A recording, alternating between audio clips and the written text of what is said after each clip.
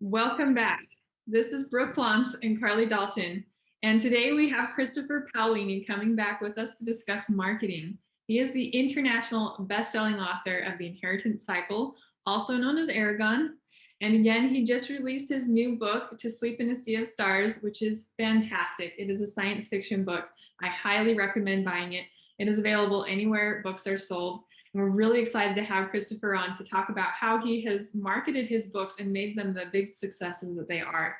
So if you want to learn about how to make your book successful, this interview is for you. So stay tuned. We're going to bring on Christopher. And thank you so much, Christopher, for doing this for us. So was it hard for you and your readers, your audience, to switch from fantasy to science fiction? I mean, yes and no. I mean, personally, I have no difficulty switching back and forth. I think, To Sleep in a Sea of Stars has done very well. It has not done as well as Eragon, but I also never expected it to do as well as Eragon. It's not as quite as a warm and fuzzy story as Eragon. So the readers who have followed me along seem to have enjoyed the book immensely. But it's a different beast entirely. Yeah. Mm-hmm. But that said, if you've enjoyed Eragon, I think you would enjoy this series and this book. And the more you read To Sleep and the deeper into it you get, I think the more of my own peculiar interests will become clear. And I think there's a lot of stuff that you would enjoy in To Sleep in a Sea of Stars if you also enjoyed the Inheritance Cycle. Mm-hmm. Yeah, there's a lot of educational information in it, which is really cool. But hopefully not preachy. There's a lot of politics and cultural stuff in Eragon, and then there's just a lot of science stuff in this To Sleep in the Sea of Stars. Yeah, but I don't know nothing about science, and you've had no I've been following. I'm not lost, and there's no info dump or anything like that. Well, I tried to save all the technical techno babble. It's all in the back of the book. There's actually a fake scientific paper in the back of the book on the faster than light travel. So I didn't put in the story. I tried to respect my readers, and I satisfied myself by writing this fake scientific paper, which I'm rather proud of, actually. But but no, I did not want to inflict that on my readers. Yeah, not at all. So do you feel like from when you published Eragon versus when you published To Sleep in a Sea of Stars, do you feel like the publishing industry has changed at all? Oh, it's completely changed. My family and I originally self-published Eragon. So self-publishing in 2002, 2002 is not self-publishing in 2021. For one, the ebook market didn't exist. There were ebooks, but there were no readers available. There were no iPads, no Kindles, no Nooks, no smartphones. So that market just basically didn't exist. And social media didn't exist. And of course, there was no pandemic when Eragon came out. So that's another large difference. I'd say the biggest differences are the ebook market and the social media platforms, because they change marketing.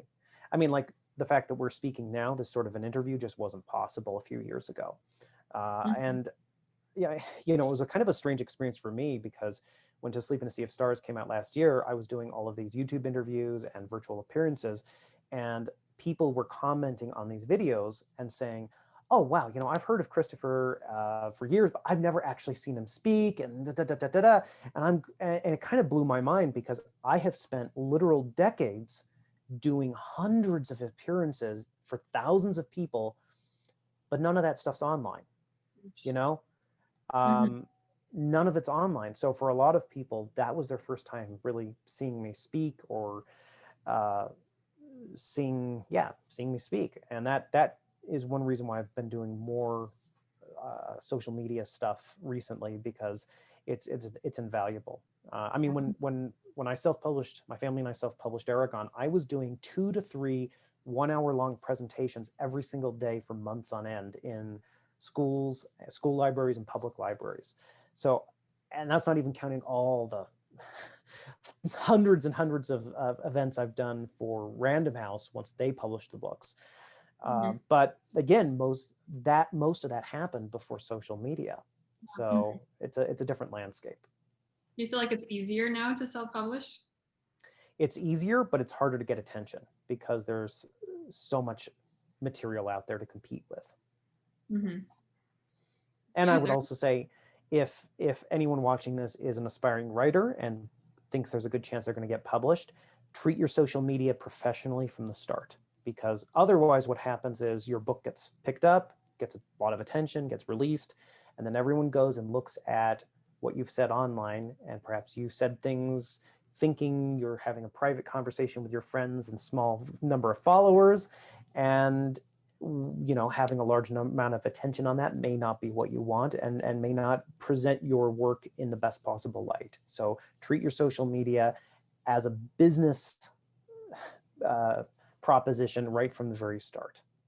They do tweet too. I have a friend who's in politics, and he's like, "Oh my gosh, like anything I tweet or anything, like people will go back years and years and years to try and find something negative to say or whatever." Yeah, I mean, I think responsible parents keep their kids off social media these days. I mean, you have to, if you're going to be on social media, you have to be careful. And I say that because it's like, you can be a wonderful person. You can have the best intentions in the world. You can be a supportive ally. You can be all of these things. But if you don't word something correctly, it can be misinterpreted. And that's unfortunate, but that's the world we live in. And the thing is trying to expect a teenager, or even if someone who's right in their early 20s, to be perfectly political, to be aware of every single issue, is, I think, unrealistic. I mean, I was stupid when I was a teenager. I mean, I was smart enough to write Eragon, but I was stupid. And I didn't realize how stupid I was until years later, when I got to look back at myself and go, wow, you thought you knew everything, and here's all the things you really didn't understand. And I'm sure many people have that experience. So social media is a two-edged sword, and I think that anyone who wants to be a creative should approach it in a business sense and not as I'm hanging out with my friends sense. So has your social media been pretty powerful for you for marketing?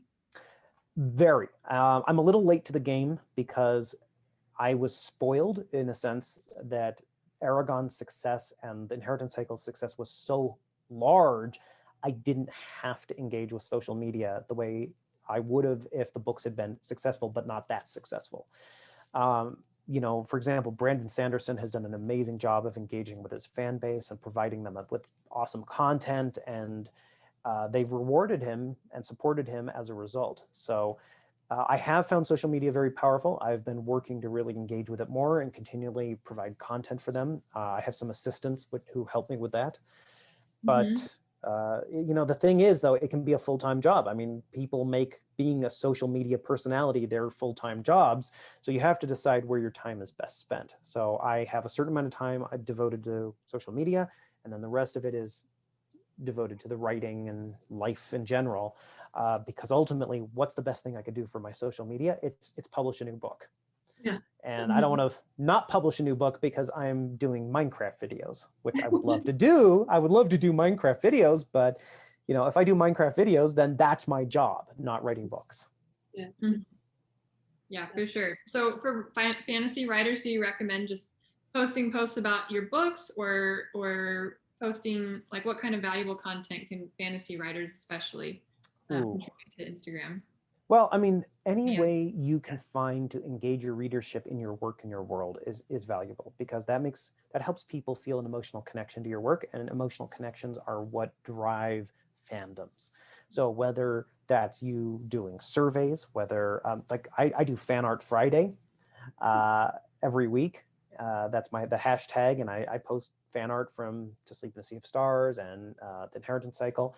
I also do Tat Tuesday for tattoos the fans have got, and both of those have been very popular. Engaging with other people on social media who are your peers, who write similar things, and you can talk to them and have little conversations on social media, that can be valuable.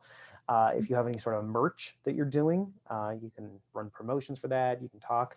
But mainly, I think just trying to be a nice person and appreciative of the support you get from your readers, because without that, we don't get to do this. And people respond to that positive energy. They really do. I'm not saying be, Pollyanna-ish with your interaction, but if you are genuinely grateful for this opportunity and genuinely grateful for this support, then express that. And you'll be amazed at the positivity that comes back. I know a lot of people who have very rough experiences with social media, especially with Twitter.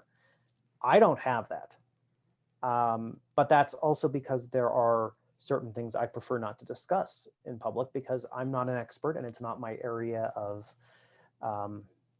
social media conversation. So, I don't delve into politics. I don't delve into religion. I don't delve into this or that.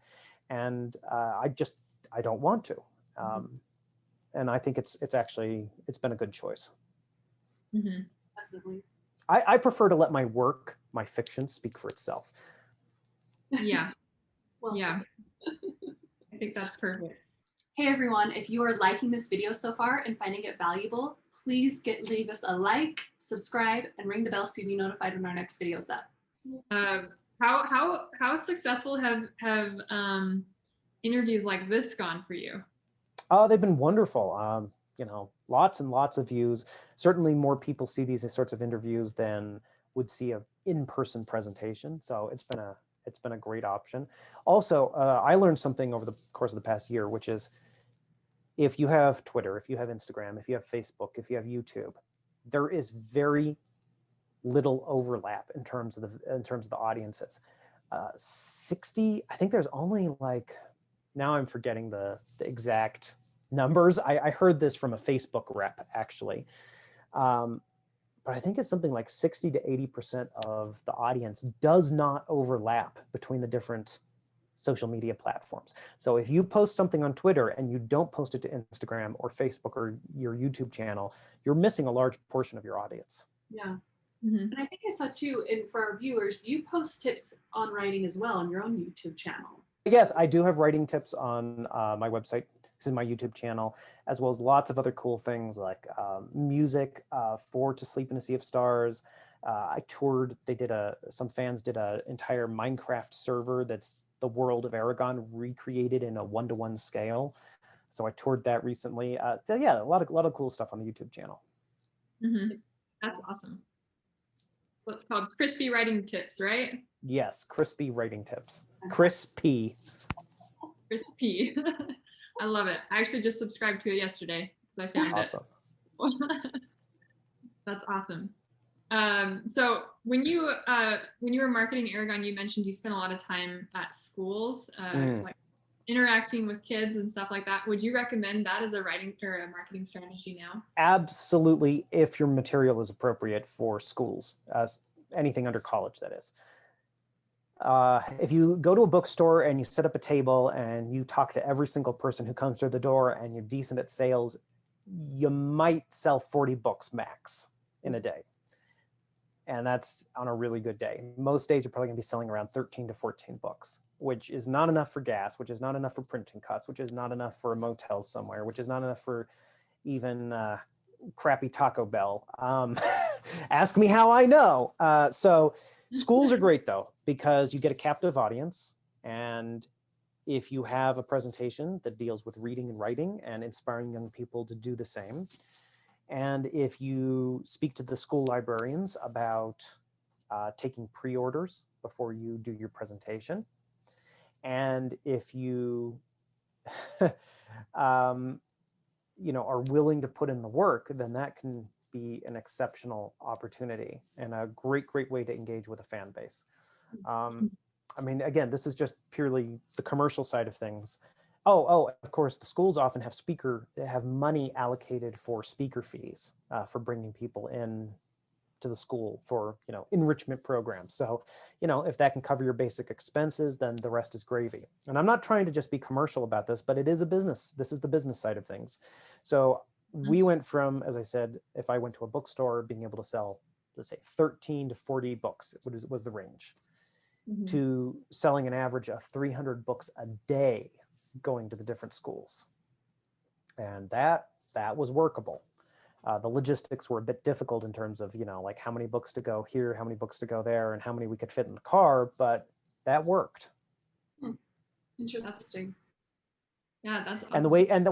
And the way you get those gigs is you just cold call the schools and say, hey, I would like to talk with the school librarian. And then you tell the school librarian, you say, hi, my name is so-and-so. I've written this book and I have a presentation all about reading and writing and helping inspiring young people to read and write. And you're going to call 10 schools and probably 9 of them will say no. But if you get one that says yes, then you get your foot in the door. And school librarians talk to each other. In fact, like in Texas, they actually have like an internet chat group or something just for the school librarians there in Texas. And if you make a good impression with one appearance or a couple appearances, then they will recommend you to other schools. And before you know it, your social calendar is full. There you go. Gotta start. So Yeah. you started out self-publishing, right? And when you got traditionally published, did you feel like a lot of the marketing weight was taken off your shoulders, or did you feel like you still had to market the same? Yes and no. Publishers can do a lot more for you, especially if they're investing in your work. You know, if it's a decent advance, then they're going to want to earn that advance back. So they're going to definitely do what they can to earn that advance back for themselves and for you. The effort doesn't really decrease, it shifts focus. Certainly it was easier to not be dealing with all the logistics of self-publishing and going to various locations and handling it all ourselves. But going on book tour, if you're lucky enough to have a book tour, is still enormously draining in terms of time and energy. It's a wonderful experience, and if you're lucky enough to have it, you do it and you're grateful for it, but it's very tiring. And odds are you're going to get sick doing it because you're meeting a lot of people and you're doing a lot of travel and you're probably not getting a whole lot of sleep. In terms of promotion outside of that, you can do as much or as little as you want to. You will certainly be doing interviews that the publisher arranges for you, but those don't take a huge amount of time. After that, it's really up to you how much you want to promote on your own, and the sky's the limit as far as what you do. I mean, you can do as much or as little as you want, or as much or as little as people are willing to let you do. If you can manage to get on any sort of television show, you will notice a huge boost in sales, even local television, you know, and that's one reason why when I would go into a market to do school presentations, I would always do at least one presentation at the local public library, because you cannot get media coverage for a school presentation because it's not open to the public. But if you do a public library event, even if one person shows up, doesn't matter, because you can probably get a little article in the local newspaper. Maybe you can get an interview on the local radio station, because you can call them, you can contact them, say, hey, I'm doing this event at the local library, and would you guys like to cover it? Would you like to do a little article? You know, or with the radio station, would you like to interview me? And then you get your media coverage.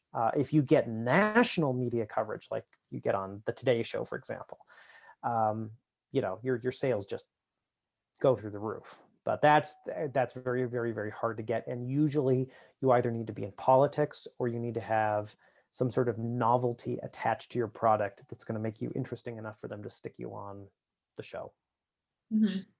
So of course we got a lot of questions. I think authors always dream of their books being made into movies and all that. So what was that experience like? Would you ever sell up your rights to a book again, or would you prefer to keep them like how you're kind of doing with To Sleep in a Sea of Stars, where you are very hands-on with the screen? I mean, it was a surreal experience, and I didn't appreciate how strange an experience it was until many years later, because I had no experience in life. You know, I was 18, 19 when Eragon came out, 17 for the self-published edition. And then, you know, the movie was a couple of years later when I was 23, 24. And as far as I knew, you published a book and this is what happens, right? Of course, that isn't what happens. And it was just it was just a perfect storm of luck and hard work. The communication in terms of the experience with the studio and the whole process of the film getting made was not great. I had some correspondence with the guy who wrote the screenplay, and he was definitely trying to be true to the book when he started out. And we had some very nice conversations. And then, of course, notes from the studio and other people sort of pushed it in a different direction. And we didn't even really know the film was happening until it was basically in production and it was about to get filmed or was filming. I mean, we just were not part of the process. So that's why I want to be hands-on from here on out, because I want to have a say, or at least some, you know, at least to have my voice being heard. Even if they go in a different direction, at least I've made an attempt to, ensure the product's going to be as good as possible. That's ultimately all I want. I don't, I'm not going to be directing a film. That's not my thing. I'm not going to be doing X, Y, Z, but at least I want to have some say in the process. Storytelling process, absolutely, yeah. Yeah. Mm-hmm. And would I do it again if I were going back in time? We did not know Eragon would be the success it was. So if we had known, I think we would have held out for perhaps a different team to work on the film. But the flip side is, again, the film really drove the interest in the series and helped us in a lot of ways. So, it's very easy to second guess, and you can't ultimately second guess. If someone comes to you and says, we want to make a film out of your movie, and they compensate you appropriately, and they actually make the film, regardless of the quality of the film, you kind of won right there. You kind of won. Yeah. As an author, yeah, absolutely.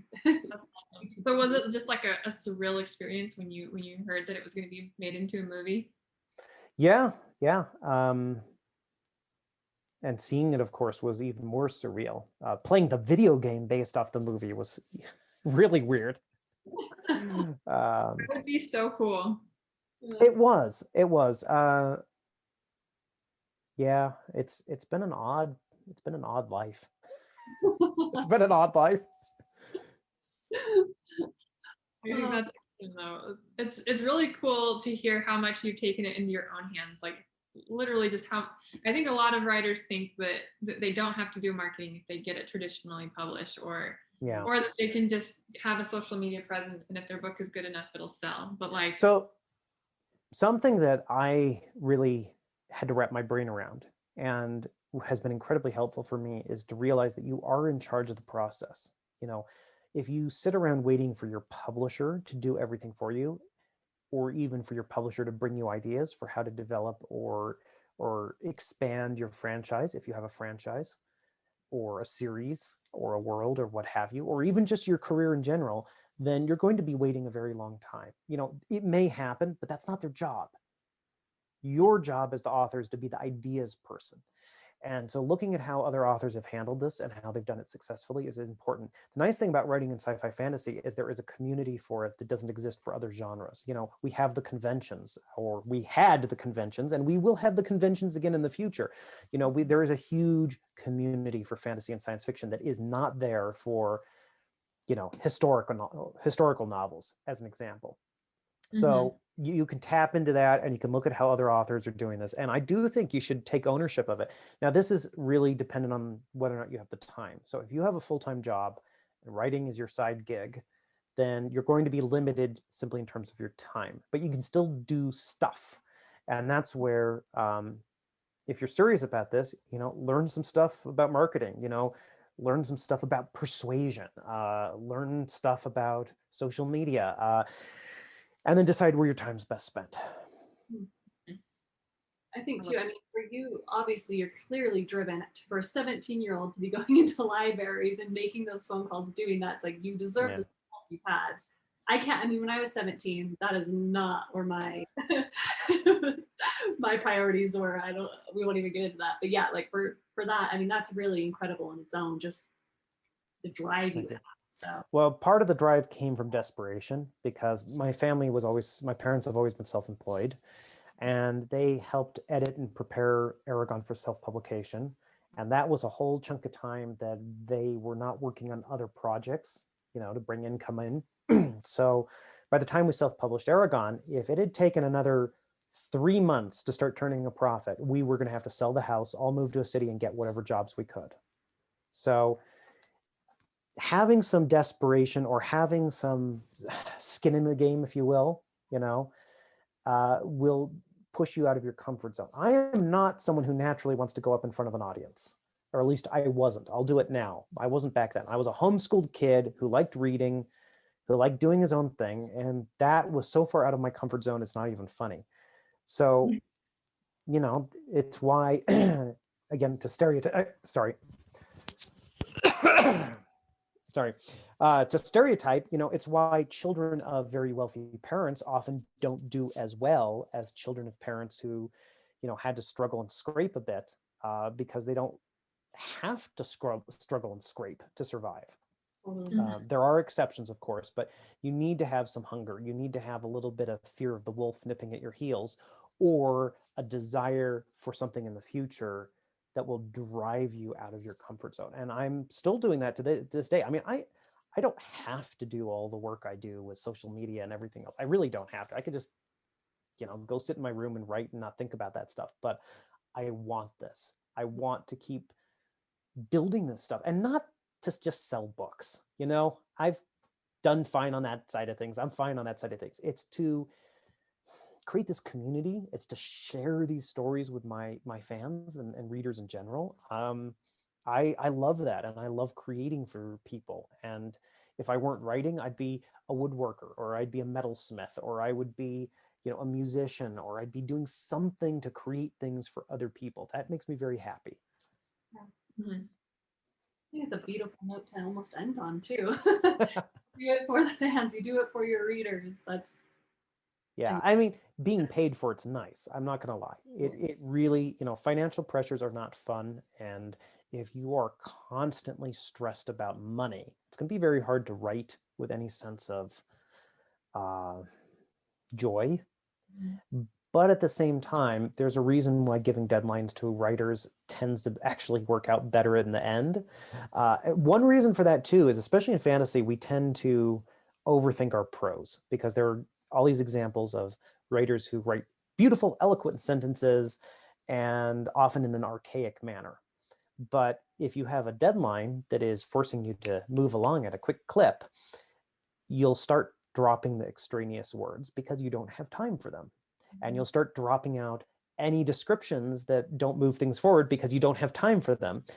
You can go too far with this, of course, as with anything, but it's a good urge that every sentence, every word, every paragraph should be providing useful information to the reader and should be driving things forward. And if it's not, why have it? Now, you can justify a lot of things that way. You could say this paragraph of description, which is describing the sun and the stars and all of this, it's setting a mood. It's creating an emotion in the reader. So taking this approach doesn't mean you write just complete bare bones prose, but it makes sure that you have a justification for every single thing. And if you can't justify it, yank it out. Love that. You said, yeah. Thank you so much for doing this with us. Well, hopefully both of you will enjoy the rest of To Sleep in the Sea of Stars. It's Yes, we will. And I just got an email from my agent with some sort of reaction to the story I just sent him. So I get to have the experience of biting my fingernails till I know what he said. The thing is I have gotten to meet a lot of authors who've been in the industry for a long time. I met Alan Dean Foster one time, sci-fi author. He's done Star Wars novelizations, bunch of original stuff. When I met him a number of years ago, he had published around 120 novels. And I said, hey, I read your stuff growing up, big fan. You've written all these books. Does it ever get any easier? And he stopped. This was at Comic-Con in San Diego. He stopped in the middle of a crowd of thousands of people and just started laughing. And he said, no. He says, never gets any easier. He says, I start every book feeling like I'm the best writer in the world and I know exactly where I'm going. And I write and I write and I write and I get into the middle of the book and I feel like the worst author in the world. And I don't know how I'm going to get through this. And I don't know how I'm going to finish this. And I feel like a fraud. And this is the book everyone's going to realize I don't know what I'm doing. And then I just keep pushing through and finish it and it all works out in the end. Yeah, well, that's good to know. So it's going to be a lifelong thing of it. Well, the reason I was talking about like getting used to mistakes is if you can learn to endure a certain amount of discomfort within reason, but that discomfort specifically with regard to the resistance to starting or finishing something, the discomfort with worrying about how other people are going to view your work, the discomfort of working on the same project for months or years, which is often very hard to do. If you can learn to put up with that, you will be incredibly productive and consistent. And the authors who are productive and consistent have found a reason to overcome the discomfort. And a reason to find joy in it. You know, those people who wake up at 5 in the morning to go for a jog every day do it because they get a reward out of it that overcomes the discomfort of that. You know, I actually believe humans are ultimately hedonistic at their heart. You know, we do the things that provide us joy and rewards. And you have to find a way to reward yourself or find joy in your process, even if it's an inherently discomforting or uncomfortable process. And that might, and the thing is, you have to actually get that reward. You can't fake it. It has to be a real reward. You know, that's why we say to people, do what you love. Not because that's great career advice. It actually is horrible career advice. But because if you enjoy it, you're going to spend the time to do it and become really great at it. You know, if you become a doctor just for the money, you're never going to be a great doctor, because when you get home, you're going to be exhausted, you're going to crash, and you're not going to think about medicine. You're not going to think about your patients. But the person who really loves being a doctor is going to go home and they're going to read the latest medical journals. They're going to read the latest studies. They're going to think about their patients. They're going to put in that extra work that's going to keep elevating their skills until they're truly one of the best. So that's why you have to find the joy and the pleasure in the process. I mean, I hate sitting at a computer. I was a very active boy and teenager. I love moving. I hate sitting. Mm-hmm. But I found ways to overcome that in order to be able to write and produce in the way I want. Yeah. I hate sitting too, and I spend all day at the computer. I know, right? It's tricky. It's tricky. That leads into a whole other conversation about fitness for writers, but it's incredibly important. And even if fitness is not something you have any sort of aspirations toward, you don't have no goals in that direction, that's fine. If all you want to be is a great writer, you need to move in some capacity, because you can pull up study after study that shows that moving and exercises improves your cognition, improves your brain function. So if you want to be a great writer, you need to move so your brain works properly. Even if it just means walking. You know, walking is probably the greatest exercise in the world. So go for a walk every day. You'll be a better writer. I like that helps when I'm stuck on a scene too. It's like you walk and then also you start having dialogue. Start thinking about things too. Yeah. I agree with that. 100%. Well, this was a lovely conversation. So yeah, thank you so much. We enjoyed it. It was really awesome to meet you. Same. I would totally love doing this again some other time if you guys are up for it. In the meantime, I wish both of you all the best with your own writing and, of course, your own reading. Yes, gotta have both. Gotta have both. Okay, well, thank you so much. We appreciate it. My pleasure. Have a good one. You Bye-bye. too. See ya. Thank you everyone for watching. We hope that you found this video valuable and have learned some new things about marketing. If you haven't already, be sure to check out his newest book, To Sleep in a Sea of Stars. It is a fantastic science fiction novel that we think that you'll really enjoy. If you haven't already, be sure to like, subscribe, and ring the bell so you'll be notified when our next video is up. Thanks for watching. Thank you.